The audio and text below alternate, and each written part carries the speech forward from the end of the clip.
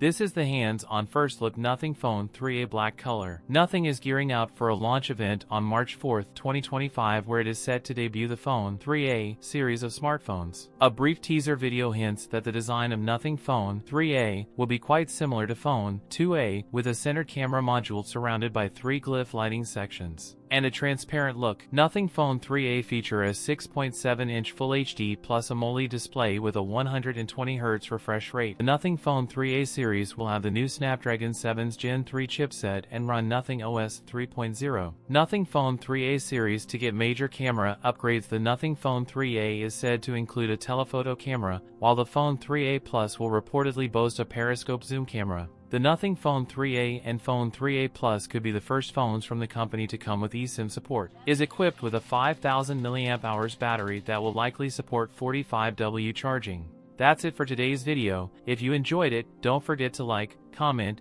and subscribe for more content. Thanks for watching, and I'll see you in the next one.